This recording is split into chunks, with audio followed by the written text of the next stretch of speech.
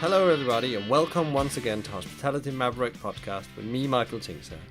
We at Hospitality Mavericks are here to inspire leaders and entrepreneurs in the hospitality industry to create heart-centered and profitable businesses from the inside out, the kind that both employees and customers love and support. In today's podcast, we are very fortunate to be speaking with Andrew Mosley, the General Manager for the iconic hotel, The Grand in Brighton. Andrew has a lifetime of experience in hotel management and has in the last 8 years been on an amazing journey at The Grand. We will also be talking about leadership and how tech is making its move into hotel management and operation. So tune in and enjoy. Great to have you here today, Andrew, and coming in on your birthday. That was a surprise. So we didn't mean to drag you in on your birthday, but we very, very appreciate that you're coming in today. That's okay. It's a good way to spend a birthday. Thanks for having me. So let's just kick off with a simple one. Your story and how it brought you to Brighton and the Grand Hotel. Oh, that's a long story because you just mentioned my birthday. So, I mean, I'm 53 today. I don't mind telling you that. So my story now goes back over, about nearly 40 years. When I was 14 years old, I decided I wanted to be a hotel general manager. We were on holiday in a place in Cornwall. We used to stay in this house, and each week, Mum and Dad brought enough money together to afford a posh meal. So we went into this local hotel, which to us in those days was a really posh place. I'm not quite sure how posh it really is after all, but it was to us in those days. And we went into this hotel each time we stayed at this house in Cornwall, which was sort of once a year or so, and had our posh dinner. And whilst we were being served on this occasion when I was 14 years old, we were served by two young people from my hometown, as it turned out, because we were chatting away to them. And the story went that they were there for the summer, having a great time, serving breakfast, and then they'd hit the beach all day. And then in the evening, they'd work dinner and they'd have a bit of a party in the staff accommodation afterwards. And then the next morning, they'd get up and do breakfast. And then they'd hit the beach all day. Then they'd serve dinner and have a bit of a staff party.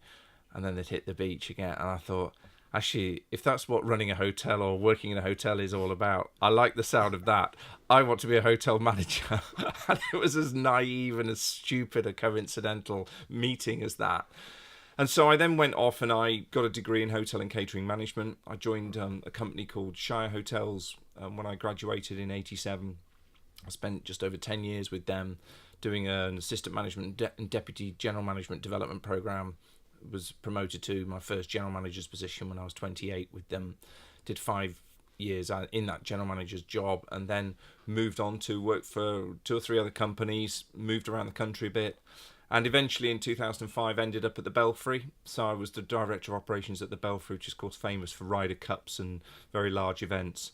And I worked there for a year and a half or so before moving to a provincial company called Q Hotels, redeveloping a business in Winchester actually. So I was back on the south coast again. So we moved back down to the south coast because I came down here originally in 1990 for a period whilst I was with Shire, opening a hotel for them. So I was back on the south coast in 2005, working in Winchester, and after I'd left the Belfry, and then in 2010, the opportunity at the Grand came up, and it was just too good to miss out on, really. So I threw my hat in, and the rest is history, as they say. 8 years later, I'm still the general manager at this fantastic hotel in Brighton. So the 8 years at the Grand, I guess that is an adventure in itself from 2010 and up to now. Can you give us like the journey of that in a short version? Very short version. I mean, I came into the hotel in May 2010. It hadn't had any sort of investment for a long time. It had been very badly hit by the recession. It was really suffering a bit, and so we kind of started to get it going again. I suppose the economy started to improve a little bit, and business started to come back, and then we got a kind of lucky break. It was a weird lucky break because the owners at the time decided they were going to invest in the hotel, as it subsequently turned out, for them to sell it. I didn't know that they were going to sell it when they were investing in it. So we went through this refurbishment, but what we benefited from was a fully refurbished hotel.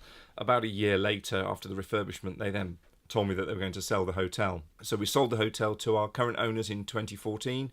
I stayed obviously with the hotel, so I'm now working for someone else. I've been with them for 4 years, and life's good. There's been a lot of work and a lot of investment in the Grand, and so that's the kind of potted history really of the 8 years. It was kind of post-recession, full refurb, sale, and then quite a lot of investment, notably air conditioning to all the bedrooms, some work on other areas internally, but most noticeably for everyone that lives local to the Grand anyway, the full refurbishment of the facade of the hotel, which I'm pleased to say is now coming to a close.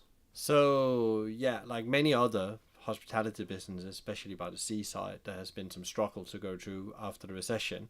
What are the main contributors beside the, of course, a refurb is always a strong thing to do, that's done that the Grand has taken a turn and now going the other way?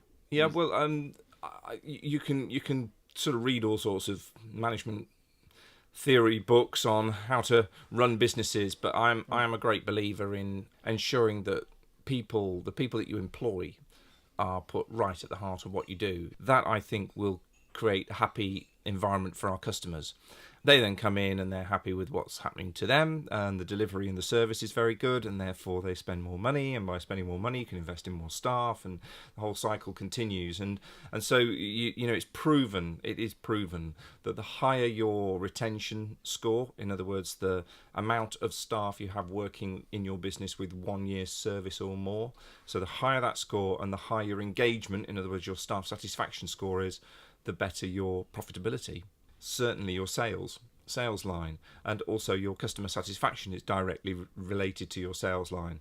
So we work very, very hard on making sure that we have a very connected team, a very engaged team, very happy to be at the Grand, proud to work there, would recommend it to someone to come and work with them, who in turn then deliver great service to our customers, who give us repeat business, and in turn sales, and then profit follows. And we actually talk about those things all of the time. We talk about that kind of business mantra of whatever we do, it's people, delivery, sales, profit. So if we have a manager's monthly meeting, for example, to review the business, the first agenda item is people, the second is delivery, the third is sales, and the fourth is profit. So we don't, as some businesses are inclined to do, cut straight to the profit forecast at the beginning of our managers' meetings. We talk about all the other stuff first, and then we consider whether or not a rise or a fall in profit is as a result of the other things that we're doing, rather than just good or bad cost controls.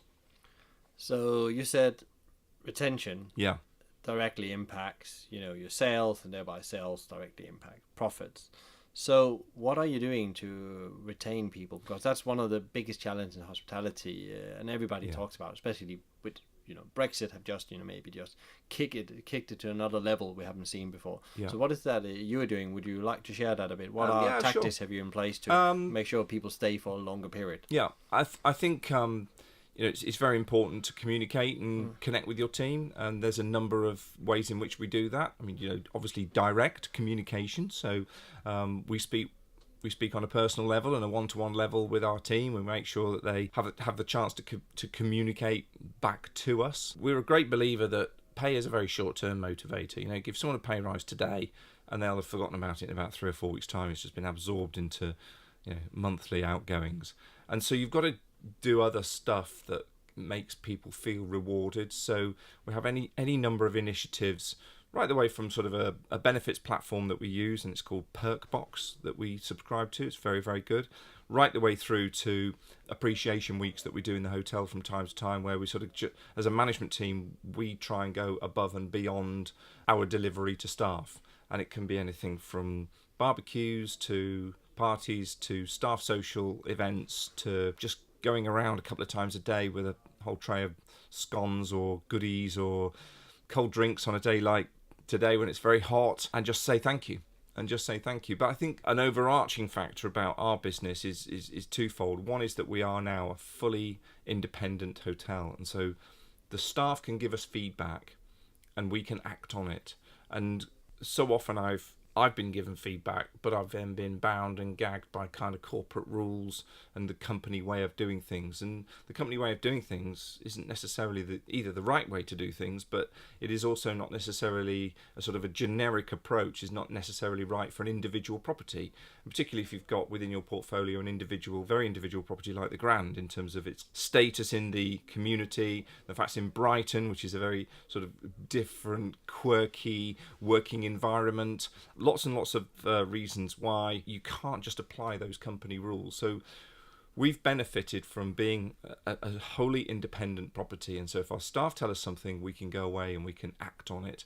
And fortunately, we're working with owners who are very keen to invest in staff. So therefore, for example, our staff about a year or two ago told us that they thought the staff changing facilities just weren't acceptable. So the next time the owner was down, which was a few weeks later, we showed him them, he agreed, and the next thing we knew, we had £80,000 released to us to invest in our staff facilities with no return other than staff satisfaction expected against that. But again, the owner is on board with that mantra of people delivery sales. He knows that if you invest in your staff facilities, then you get better engaged people who will deliver better to your customers, and so sales and profit will follow. The second thing, which we never become complacent about, but we are also very mindful of, is, the Grand is a pretty iconic hotel. It's a pretty iconic building. It's a pretty iconic business. And so, we don't kid ourselves as managers that staff are hanging around our business for a long time because they want to work for us as individuals. We're more than aware that a lot of the loyalty comes from the fact that our team is connected to the Grand, and if it weren't for the Grand, then perhaps they wouldn't stick around quite as long. The hotel industry is a very transient business and very transient industry, and so maybe we benefit from the fact that we've got people working at the Grand, maybe more than some of our neighbour or competitor hotels, whose businesses may not be quite so iconic and desirable for people to work at per se. So you said an interesting thing, that pay is not the main driver, and I actually totally agree with that from my own experience, also from many of the other organizations we work with sometimes. That's not what it's about.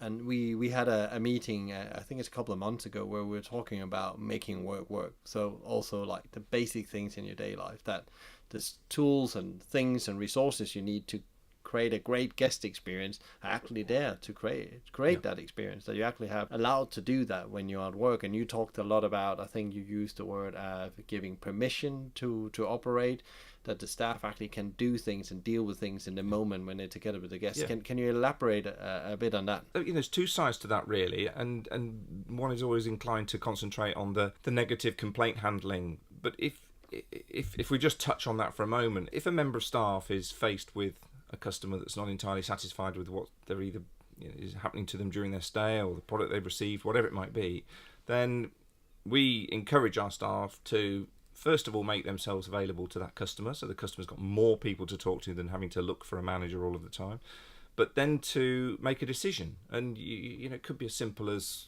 a customer gets a cup of tea in the lounge and it's a bit cold, and so they call him across the member of staff that's looked after them.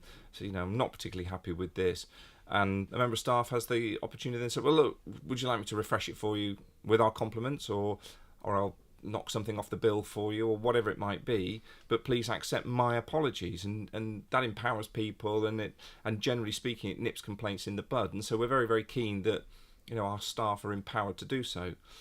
Perhaps more importantly, we're very, very keen that staff should feel that they're part of the success of the business.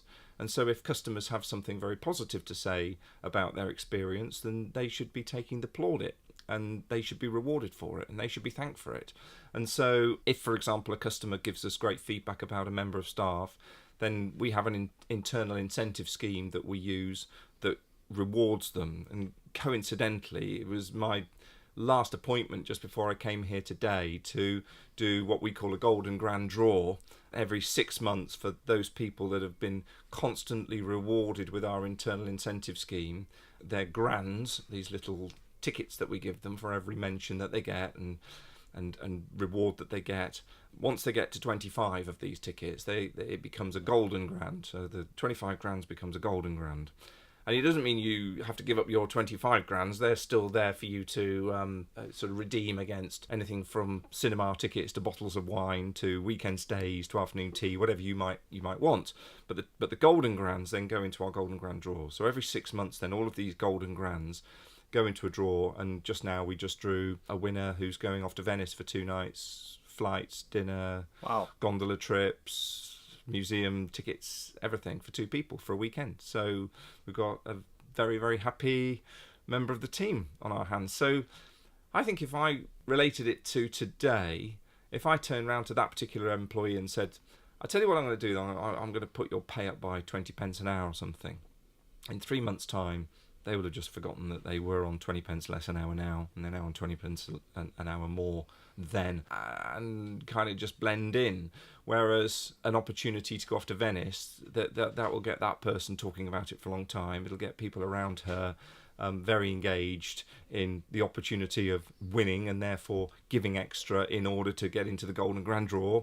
And we'll have our next drawing at Christmas, and people will want to try a bit harder, I hope, in order to participate in that and hopefully win a prize. We've done Barcelona, we've done Nice, we've done, I think, Rome it might have been. So some fantastic cities and weekend experiences for our team if they work hard. So what you're saying is that you are in the business of creating experience both for your employees, not just in the day-to-day life, but also as a perk or as instead of a small incentive and pay raise, as well as your customers. Yeah, definitely. And we want our staff to get up in the morning and come to work at the Grand, knowing that they can be rewarded, but at the same time just having a good day at work. There's so many places that you see where the staff are disconnected because they're demotivated or not inspired by the job that they're doing, but more importantly by the surroundings that they're in or the way in which they're being led and managed. And so we concentrate a lot on, as I say, the staff engagement satisfaction number, if you like, to see how engaged and happy our team are about working with us and working as part of the team at the Grand. And we're very proud of what we've achieved because the scores are very high, and it leaves us then having to tweak and slightly improve things in order to make them even better, rather than having to fix things completely because we've got totally disengaged staff. And we mentioned profit. That basically means a higher retention score. This is not exactly rocket science, but a higher retention score, it essentially means that you're not then having to go through the employment process as many times, and therefore that's less costly to the business. But more importantly, the customer sees the same faces every time that they come, and particularly for somewhere like the Grand, which is quite annualised in terms of its large events and seasonal cycle and so on. Our customers have said to us that they like the fact that the same faces are there year after year after year. Our recent statistics are 33% of our payroll have got more than 3 years service at the Grand. So 1 in 3. So you go into the Grand, and every third person that you see will have been there more than 3 years. 1 in 15 will have been there more than 10 years. So people that come every Christmas, it doesn't take long for them to bump into someone that they know, and you get that type of person at a Grand Hotel. I've been coming here for years for my Christmas break, and so it's really nice to see so and so still at reception, so and so still at concierge, because they know what we like and they know us, and that makes us feel quite good.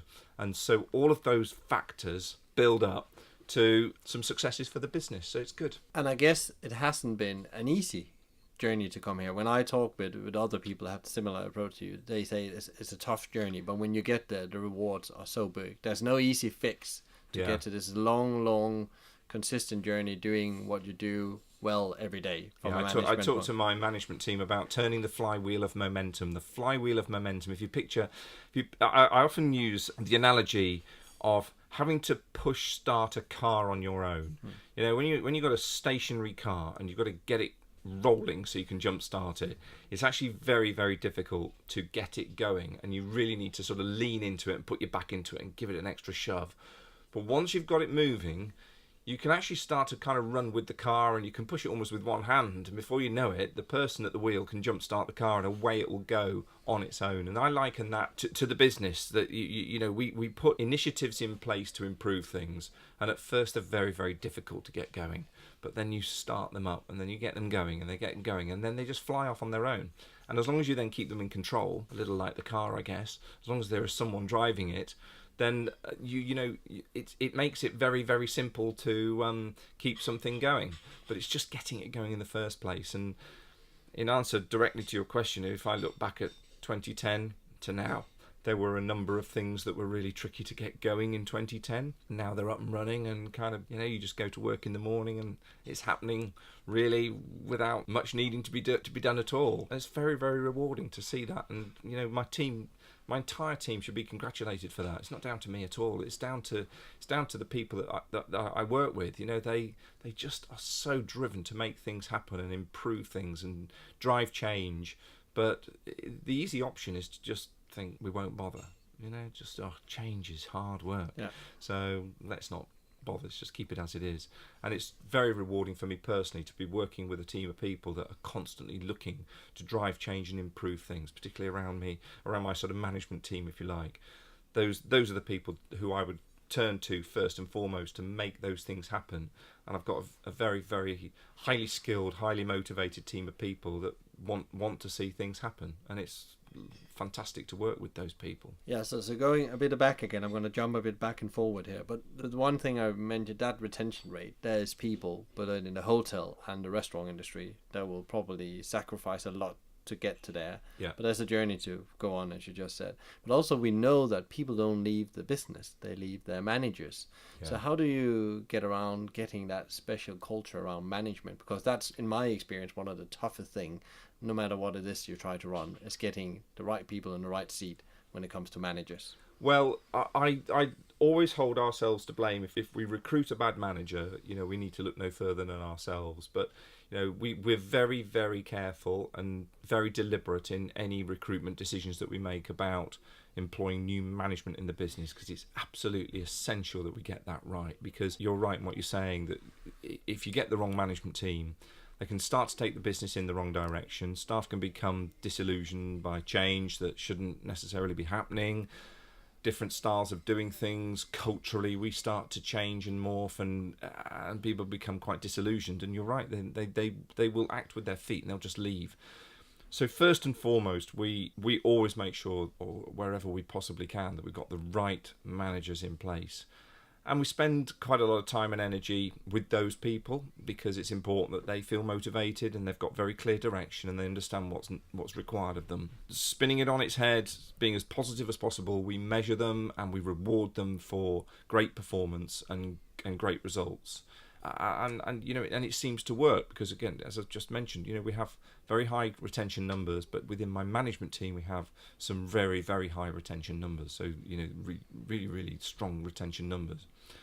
Turn it back upside down again, and you know, measurement can be performance management. And we've talked about retention numbers, we've talked about staff engagement, we've talked about customer delivery scores, etc., etc. We break that down departmentally, and so someone with some poor results can do something about it, because they're able to look at their own area and understand why things aren't great and therefore do something about it. But if we consistently score low in a particular department, then you know, we then have to consider whether or not it's working in that department. And if it's not working in that department, it could be down to the manager of that department, and we would, you know, make a change, and always endeavour to do so with, you know, a firm handshake and a very professional goodbye and good luck, and wish them well on their way. But you know, we've had examples where we've had to say goodbye to people because they just haven't delivered what it is we're looking for.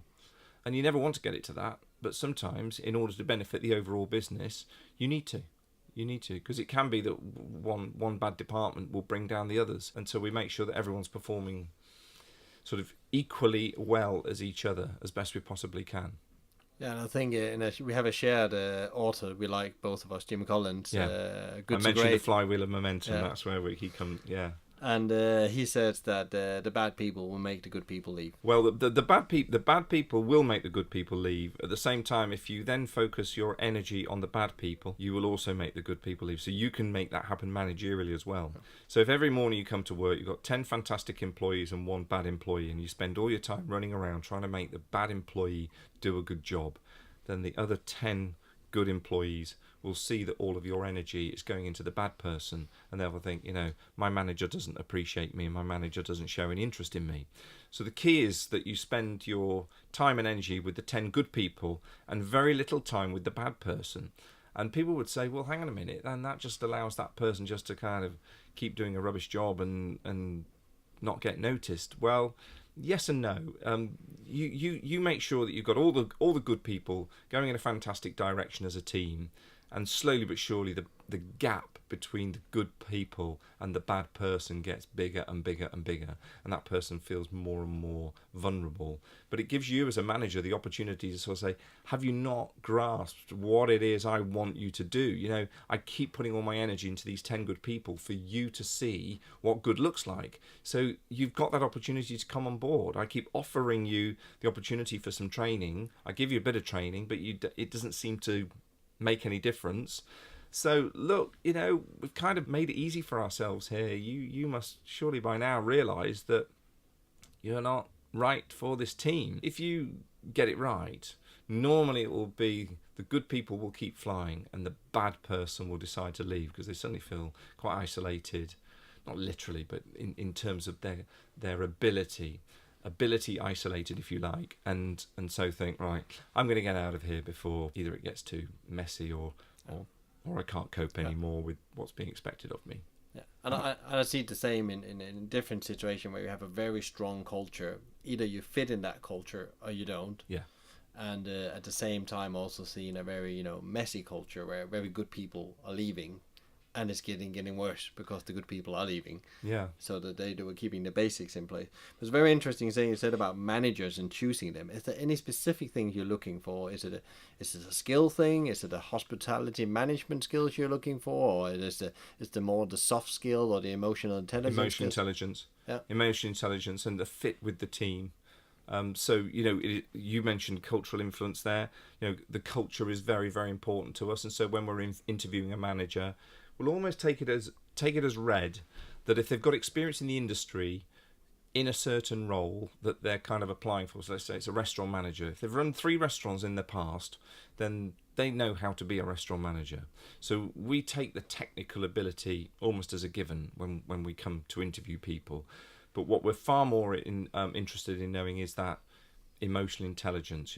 How are they going to fit within our culture? How are they going to fit within our existing team? How are they going to motivate and improve staff engagement? How are they going to motivate staff? How are they going to engage with our customers? And just their own personality, if you like. How is that personality going to fit within our team?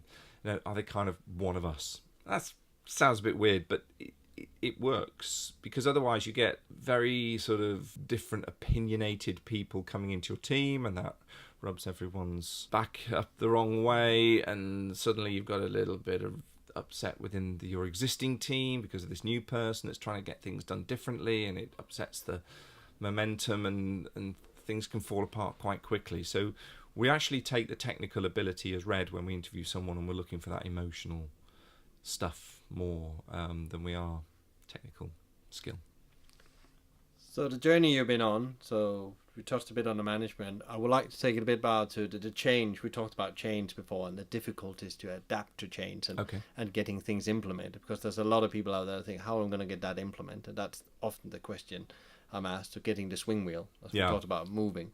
And I guess you build some complex strategies to make that work, and you have your yearly planning session. How do you work with planning? Because planning is a very big part of hospitality, because we are in a 1-year cycle, and it repeats every year, I guess, in a way. The same for hotel. I mean, the only formal annual stop-start look at things really is the budgeting process. That each year we finish a financial cycle, and we put a new budget together and we present it to our owners, and we sort of say, here's where we think the finances are going next year. The strategy is longer term than that. So, there's some sort of headline strategies to our business, which I'd go so far as to say they're not even really written down. They're just verbally discussed and communicated amongst us. And so we're all very clear on what it is we're aiming to achieve over a longer period of time. And then just from time to time, we sense check that we're either on course or whether that strategy is still the right strategy or not. We could talk about several strategies that we have. I mean, in terms of building the business, we're very much a conference hotel midweek, and then we are a leisure hotel weekend, and then during the sort of the key summer months, we're more of a leisure bias all week round. And so we sense check that once in a while. Is this selling strategy working? Are we selling to the right markets? Because we're kind of putting our eggs in just 2 baskets. We've got the leisure market, the conference market. We haven't got any great amount of bed and breakfast corporate market. We don't do group tours. We don't do that many hen nights and stag parties, for example. We don't really spend a lot of time and effort chasing the kids market, although some people do bring their children and they're accommodated in it can be accommodated in the room, but otherwise they're accommodated in adjacent rooms. But the conference and the leisure, the kind of couples, adult, higher end leisure market, that's our selling strategy. We know it, and that's the other benefit of that retention, because then you don't need to repeat yourself too many times because everyone knows it anyway. So you just remind people periodically, as much as anything, to sense check back against, are we still doing the right thing? Is this the right way forward? And we use all sorts of data and statistics and information, market intel that we have in order to sense check that. It's not just a question of whether we all think it's right. It's a bit more professional and in-depth than that. That's kind of very much the way that we do things in terms of the strategic direction of the hotel and the business. The only thing that's really written down is the budget. And that's very interesting. For many organizations, you talked about corporate environments as well. There's a strategy process every year, so we need to have a 1 year, 3 year, 5 year plan, and almost sometimes I say clutter the communication down towards the organization. Everybody starts to make change. Yeah. Maybe changing things that are already working, or things that never got to the stage where they're working because there was no patience with making it work in a way. Because things take time, because it's humans that has to change, I often say. Yeah, sure. But also, I mean, let's all be really honest with ourselves. And, why are we writing it down? Is it because someone somewhere wants us to write it down to prove that we know what we're talking about? Or is it someone somewhere wants us to write it down so they've got a reference point? Or is it someone wants us to write it down so that they can read it and understand it? Because on all three of those points, there's really not a strong case to write it down. You either know what you're talking about or you don't. And as long as you can communicate it really well, then it doesn't need writing down. And I've filled my career writing stuff down and sending it off to so-called head office, knowing that it's basically probably going to get printed off. Yeah. Printed off, put in a big file in the operations director's office and never touched again, unless he wants to go round the hotels doing disciplinary reviews because he's not happy with the performance in the business and wants to relate it back. And they just gather dust half the time. For me, it's much more relevant to know your core strategy, know where you're going, keep touching back to it, and make sure that you align all your conversations to it, and then sense check it once in a while. Far more important to have written down is, some key actions from a monthly manager's review, and which we do, and safe in the knowledge that as the general manager, the management meeting has aligned to the strategy of the business, so that you're not talking about things at your monthly meeting that have no relevance in how you want to take the business forward. Somehow, subliminally, subconsciously, checking back within ourselves, but we all know where we want to go. I think it sounds very sensible. I've seen that in very well-functioned business as well. They don't have much written down. No. They maybe have some, general operation procedures you need to have in place because they are by law, or it gives sense because there's coming low-skilled workforce and you need to train up in them, or else they don't have a big complicated plan. Totally agree with that. And let me just interrupt you on that. When a new manager comes into the business, if they ask me for a copy of the business plan, so we don't have a business plan. Well, can I therefore ask you what is expected of me? Yes. Are you ready? People, delivery, sales, in that order. People, delivery, sales. It doesn't matter whether you are an accountant, a sales manager, or an operational person. Doesn't matter which department you work in. People, delivery, sales. And then I also refer them to Good to Great by Jim Collins. We will buy a copy of Good to Great by Jim Collins and expect a new manager to read it, and we'll expense it for them so they don't have to pay for it themselves. And I will ask them to read that, but as part of that managerial induction and time that I spend with a new manager, for example, we will talk about Good to Great with Good to Great Jim Collins. And for anyone that is sort of, looking to turn their business round, it is difficult, it is hard work, it may not always work, but I would encourage anyone to just pick up a copy, spend a day or two reading it, because it's not the most difficult read in the world. But otherwise, you've got synopses online anyway, so you can just type Jim Collins Good to Great synopsis into Google, and it will pop up in 6 or 8 pages of A4. It'll tell you everything that you really need to know. And he has a brilliant website, by the way, jimcollins.com, with all the synopses. So we are great fans of him. Yeah, we like him. We love him. Before we end today, I just want to hear your view on the future of the industry. There's a lot of doom and gloom happening right now, and Brexit and so on. So what is your view on that? Above all else, we've got to understand the way that the market is changing. And the market, by the market, I mean that's the employment market and the customer market, the supply market, all these different markets that we're operating in. And anyone that sits around and just thinks it's going to be the same as it was 20 years ago in 20 years' time is shooting themselves in the foot. And we talk a lot about the next generation of customer that's coming into our business, and that's the Gen Ys, the Millennials, Gen Zs. These people have very, very different expectations of the way that we serve them and the product that we deliver to them. And I'm kind of on a head start here because I've got a 20-year-old daughter and a 17-year-old daughter, and so I see the way they interact online. I see the way they interact socially. I see the way that they, how important sort of instant access to goods and services is to them. I'm guilty of it too. If I suddenly decide I want to order something for my home, I will expect to be able to order it and it's delivered the next day and it's immediately available. And I want variety, and I want that availability of a wide range of goods made available to me all of the time. And that is the way that in some ways the hotel industry is going to move. People are going to be looking for more experiences. And it was summed up beautifully for me recently when we did quite a large amount of research on the Gen Y and Millennial generations. And that is that in one line, and we kind of refer back to this as a business, you need to make sure that any product or service you're providing those two generation of customers is social mediable. So in other words, they can share their experience online with their friends. So you serve them a cocktail, then no one's going to get particularly excited about a cocktail. But if you serve them something that's really quirky as a cocktail, then they will take a photo of it and they'll post it out to their friends, and they feel almost measured by the amounts of likes and interaction they get online as a result of the cocktail experience that they're having, as opposed to, I guess in my day, I've told you how old I am, but in my day, back at the posh hotel that we had, where it was how good the cocktail tasted, because it was all about, does it taste nice? It's not so much about the taste anymore, and it's very much sell the experience rather than sell the product. And I think we've just got to absolutely understand that if we're going to move forward, especially with all of the other pressures that we're under. And you touched on Brexit, the employment market that might come about as a result of Brexit, heightening costs of transit and fuel and food and beverage costs. They're all impacting us quite hard at the moment. And so if you want to succeed in an ever toughening world, it's going to be critical that you sell the experience and not just the product. And I guess what you're saying as well, using tech and innovation as a big part of moving forward. It'll be absolutely critical. And some companies are stealing a real march on that and doing a very, very good job at it.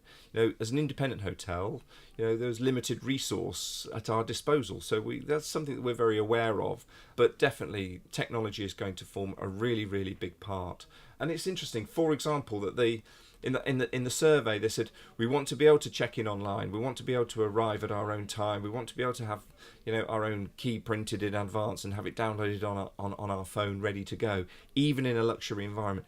However, the difference is the welcome we receive, the personal welcome they receive. Don't welcome us to print off a key, because we can do that on our phone, but welcome us so that we feel really great and special when we walk into the building. So we still want human interaction, but the interaction is different to what you would have experienced, say, 10 years ago, where that person is offering you a key, a welcome, would you like a wake-up call? And would you like a wake-up call? I mean, I'm still asked that when I stay in some hotels, would you like a wake-up call? Well, no, I've got a phone. Yeah. It does that for me, and I don't need a wake-up call. But what I'd really like is something exciting that's going to happen to me during the stay that is available in this hotel, as opposed to you providing me with a newspaper, a wake-up call, and information about when breakfast opens in the morning.